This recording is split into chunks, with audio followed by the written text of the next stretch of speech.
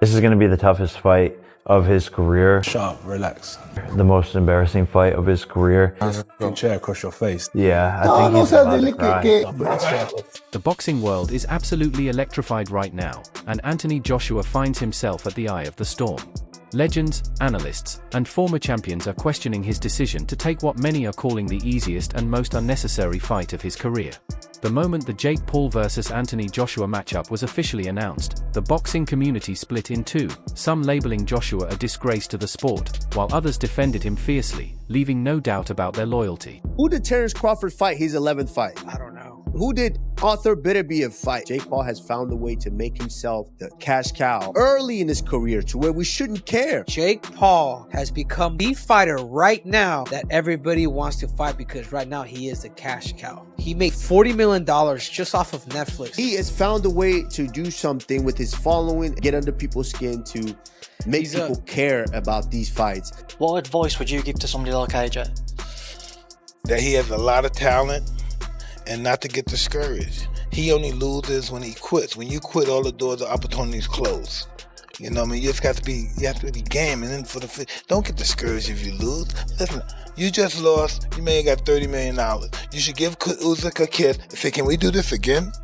Don't let this internalize you. Oh, I can't fight now. This white boy kicked my ass. People are laughing at me. No, he kicked my ass for $50 million or $30 million. I hope he kicks my ass again. But this time it might not work out that way. I'm gonna kick his ass.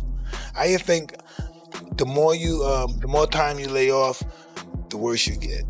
You have to fight to be the best. You have to do it more and more and more. What do you say to the people who say Anthony is ruining his legacy just by taking this fight? Fans don't respect what he's done in the sport already. He's an Olympic gold medalist, two-time unified heavyweight champion of the world. I sort of sympathize with him because I feel like if he doesn't beat him quicker than he beat Francis, people are just going to write it off. I'll ask you bluntly, have there been any discussions about there's an agreement, there's a secret contract? Have any of those discussions happened regarding this fight? It's an 8-round professional fight. AJ wouldn't have taken it if that was the stance it had to be, if it was an exhibition, if it was you've got to hold him up for 8 rounds. It wouldn't suit Anthony Joshua. Anthony Joshua is going in there to knock out Jake Paul. But if I can beat Jake Paul, then excuse my French, what the fuck is Anthony Joshua going to do to Jake Paul? I think my dad said that AJ could beat him with his prick, and I completely will back that up. Even if AJ had a broken arm in there, it still wouldn't go past a minute. To be quite honest with you, and as a safety aspect, there's no way that fight can go ahead. At the end of the day, my God, how good does it make me look?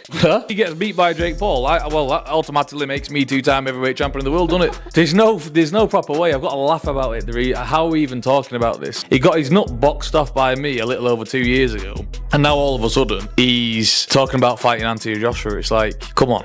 Like, you can't be serious. You can't beat me. I'm not Anthony Joshua, am I? So it's just ludicrous. It really is. The loudest voices in the room are the boxing purists, critics, and even icons like Floyd Mayweather, all insisting that Joshua should never have agreed to this matchup. They argue that a 2-time heavyweight world champion has no business stepping into the ring with a YouTuber who lacks the resume, legacy, or pedigree to justify a fight of this magnitude. They say Joshua should be chasing fighters like Tyson Fury, Deontay Wilder, Alexander Usyk, or even Joe Joyce, athletes who present real threats, who have spent decades building their careers for moments like this. The idea that Joshua is instead facing Jake Paul has been called embarrassing, legacy damaging, and downright humiliating for the heavyweight division. Yet, there's another side to this debate, and it's far more nuanced than most are willing to admit. The truth is, Anthony Joshua is at a stage in his career where business matters just as much as legacy. Boxing is a brutal sport with a narrow window of opportunity, and AJ has already faced some of the era's best heavyweights. Few remember that he fought Andy Ruiz not once, but twice, proving he has already taken on the highest level challenges. A bit of glaze in that question, and you know, that seems like a very friendly question to Jake, but you know what? It's a fair question. I'm not mad at the guy for phrasing his question that way. And again, yes, that's because Jake has a massive name and a massive spotlight. Without that, Jake is not fighting Anthony Joshua in his 14th fight. But on the other side of that, the risk involved with fighting Anthony Joshua here, and some of the fights that Jake had in his first 10 or 11 fights, most pros were either having or having worse opponents for. So when people discredit Jake's career by being like, he didn't fight this guy, he didn't fight that guy, he didn't fight a number of this contender, number that, look at your favorite fighter in their first 14 fights and you pick out the opponents that they had and the level of them. Sure, you'll have your outliers, your Vasily Lomachenkos and other guys that fought tough competition right away, but most, and I mean most meaning 95% of the sport of boxing, had tomato cans until he had 15 to 20 wins. Give Jake his credit. He's fought guys that even were better on his resume than some of your favorite fighters, and now he's fighting Joshua this early.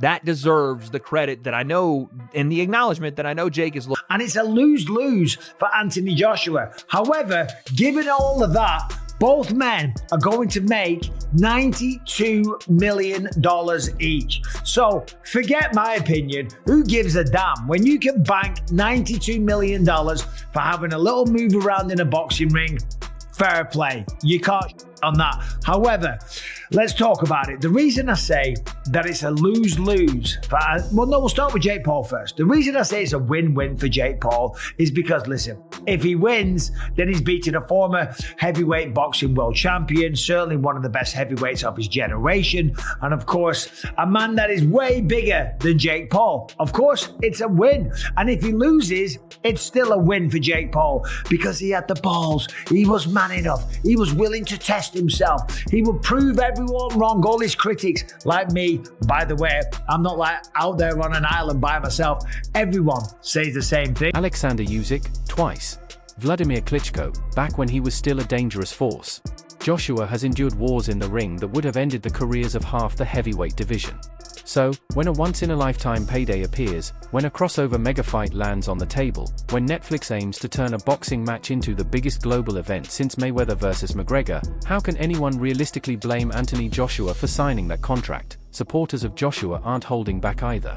They fire back at the critics, pointing out that the very people calling this fight embarrassing would likely leap at the chance themselves if offered that kind of money. He beat Wallin, and he beat him convincingly. Yes. And that's all he can do. And I think that he should take the praise from that and build from it, but he shouldn't want the criticism to stop because I think it fuels him. I'm one with you, and I said that to Joshua in one of the interviews that I'd done with him. I said to him, listen, like I knew he was very angry with TalkSport and the criticism he was getting from TalkSport, etc. And I had that conversation with him and said, listen, Josh, you should be feeding off that. That's what good fighters do. You feed off that. Go and prove them wrong. Like that's where your fuel should be coming from. And I think to a certain extent he's sort of done that. I said, look, you're like, if people are talking about you, it's a good thing because that means that you're doing something right. He wasn't ready for Anthony Joshua because Anthony Joshua was a different thing. Yeah. Like it's just he's got more one-shot knockout it was power. Bad game he took plan it more as well, seriously though. too. I know he likes the switching, but again, like this is where the boxing is. If you don't have that kind of intellect in the boxing, that footwork and foot positioning is.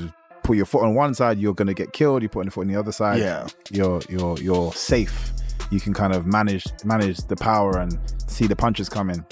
But he kept switching stances, but just leaving himself in just the wrong positions. Yeah, he wasn't ready. Wasn't for ready. A guy like Joshua. Wasn't ready. There was a lot of hype off the Fury fight. Also, Joshua got to watch him box in the Fury fight, see some patterns. Fury, I think, probably took him lightly. Yes, I think so. He's one of the greatest of all time. This guy's never had a boxing match. At the beginning of the fight, he's like, time to go to school. Like, oh, really? Supporters argue that AJ has earned the right to chart his own path. He has earned the right to secure his family's financial future for life, and anyone who disagrees is either jealous or living in a fantasy. They point out that this fight will draw more attention to boxing than any heavyweight bout this year. And if Joshua delivers as expected, he could walk away with the biggest payday of his career and a highlight reel knockout that echoes around the world. The debate has grown beyond boxing skill or technique. Now, it's about pride, legacy, money, respect, and survival. It's about whether Anthony Joshua is avoiding tougher opponents or simply securing his future. It's about whether Jake Paul is delusional, brilliant, or a mix of both. And it's about whether this matchup is a circus or the new reality of modern combat sports. One thing is certain, the boxing community is far from united. Some legends are furious with Joshua, calling the fight shameful and unnecessary, while others hail him as a savvy businessman who understands the modern era better than anyone. With the fight set for December and both men already deep in training camp, the hype and chaos surrounding this matchup are only intensifying.